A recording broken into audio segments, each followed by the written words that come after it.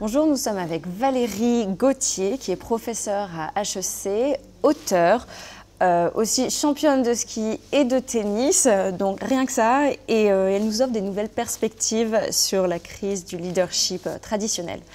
Bonjour Valérie. Bonjour Leslie. Alors, j'ai plein de questions à vous poser, mais on n'a que quelques minutes, donc il va falloir choisir.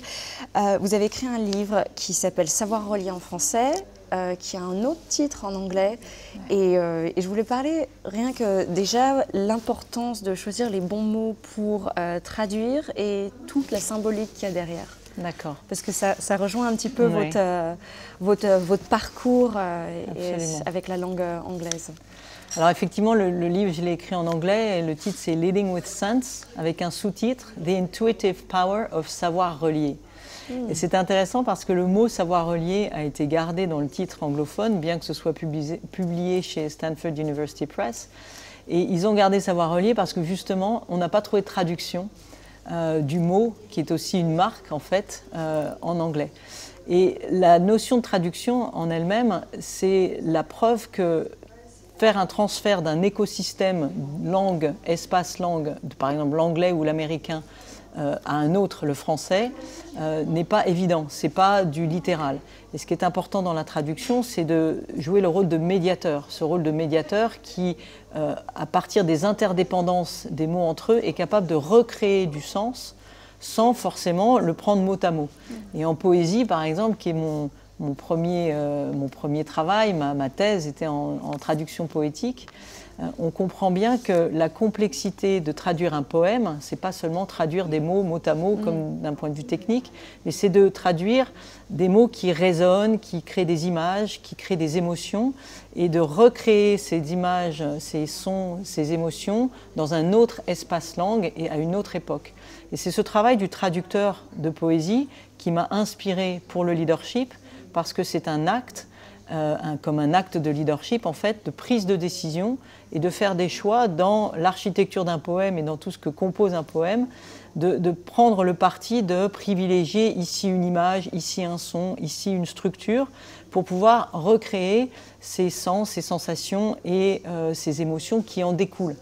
Et c'est tout ce travail-là qui m'a intéressée au départ, et sans tout à fait m'en rendre compte, c'est en fait en écrivant le livre que je me suis rendu compte que le savoir relier, c'est créer des liens entre des mots qui peuvent potentiellement être dissonants, qui peuvent se relier naturellement, ou en se reliant créer autre chose. Et c'est cette notion de relation qui est maintenant au cœur du leadership, puisque pour moi, quand on parle de leadership relationnel, dont la clé est créer des relations qui vont donner du sens à ce qu'on fait ensemble. Et ce qui est intéressant, c'est que dans le leadership, rien que le terme en français, leadership, et en anglais, il y a beaucoup de termes qui sont en anglais, même dans les entreprises françaises, de plus en plus. D'ailleurs, il y a un peu cette crise de l'anglicisme. Moi, je vis aux États-Unis, vous avez vécu aux États-Unis, et c'est vrai que j'ai beaucoup de difficultés à traduire les choses pour rester juste dans ma pensée, dans vraiment la profondeur qu'il y a derrière et le sentiment que j'apporte à ce que je dis. Mais surtout, j'ai remarqué que j'avais pas forcément la même attitude en parlant anglais qu'en parlant français, que j'ai une confiance qui est complètement différente en anglais. Et je me dis, quand en France, on est dans des positions de leadership ou même au sein d'une entreprise et qu'on utilise des mots qui sont quand même anglais, c'est pas notre langue, est-ce que du coup, il n'y a pas aussi un comportement qui vient s'attacher derrière le mot? Est-ce qu'il n'y a pas quelque chose du coup qui nous influence derrière l'emploi de ces mots? C'est très intéressant ce que vous dites, et ça touche au cœur de l'être humain, parce que l'être humain, il y a une forme de complétude, c'est-à-dire qu'on est parfois on dit je suis quelqu'un à la maison, je suis quelqu'un au travail, je suis quelqu'un de différent. Ou si je suis aux États-Unis, je suis une personne, et si je suis en France, je suis une autre personne. Il y a du vrai et du faux dans cette description, tout en gardant l'intégrité de la personne.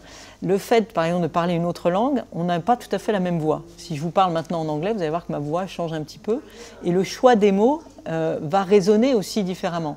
Et dans cette question des anglicismes et de l'utilisation des mots, c'est peut-être mon côté linguiste, puisque j'ai aussi une formation et un master en linguistique, permet de comprendre, par exemple, si on prend le mot feedback et qu'on revient au français, On utilise le mot feedback en français d'une certaine façon, plutôt, par exemple, on fait un entretien annuel de performance et autres, on va faire un feedback. Il y a des entreprises qui adoptent le feedback en continu.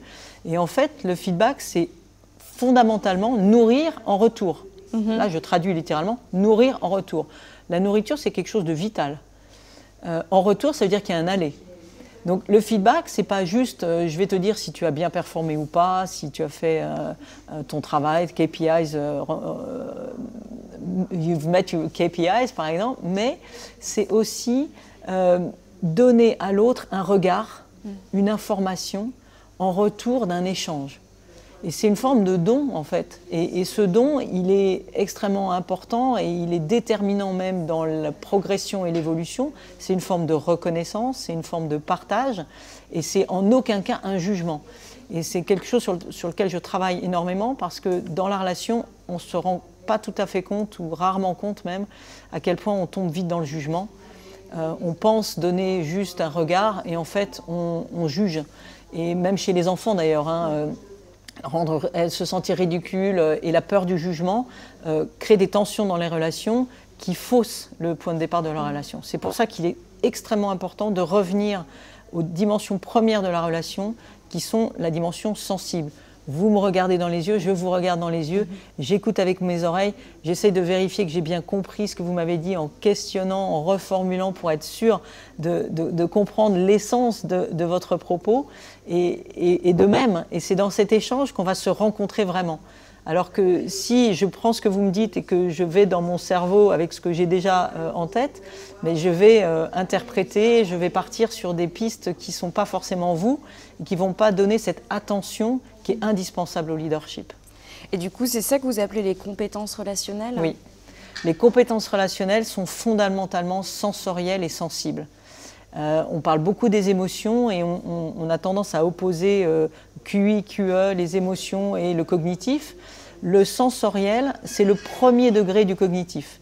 Il n'y a pas plus cognitif que d'utiliser ses yeux pour regarder, de toucher et de sentir du froid ou du chaud. Ce sont des données, ce sont des informations premières. Et ces informations, elles sont la source même, si on arrive à les capter en tant que telles, de la compréhension de l'environnement dans lequel on est.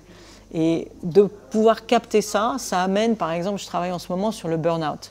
Et la question du burn-out, on le prend souvent comme une accumulation de travaux qui font que j'ai trop travaillé, on m'a trop demandé, j'ai poussé trop loin et j'ai fait un burn-out.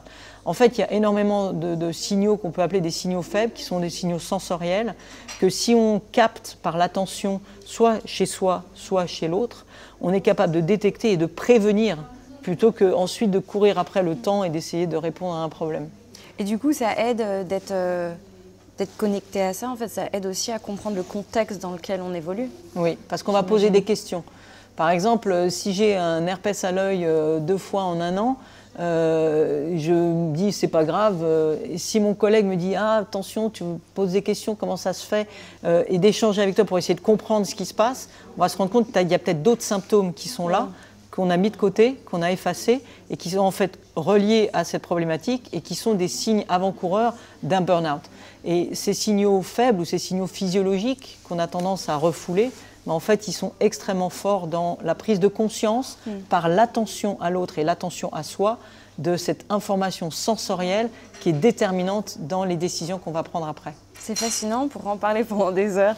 Mais je vais devoir finir. Mais par contre, je voudrais dire un dernier mot sur...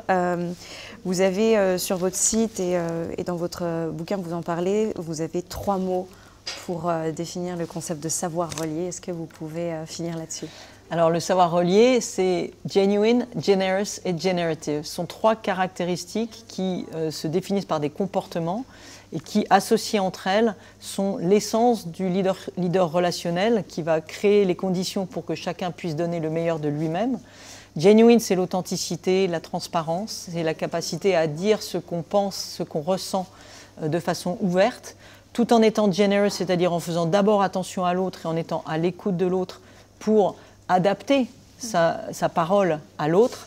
Et generative, c'est pour produire ensemble du sens, de la valeur commune et générer de la performance, du résultat, de ce qu'on a en projet, que ce soit sportif, que ce soit entreprise, mais d'aller vers un but commun avec un sense of purpose ou une raison d'être commune. Bon, je vais écrire ces 3 mots sur un post-it et les mettre sur mon ordinateur. Et je vous conseille à tous de faire pareil. Merci beaucoup. Leslie, merci beaucoup. Merci.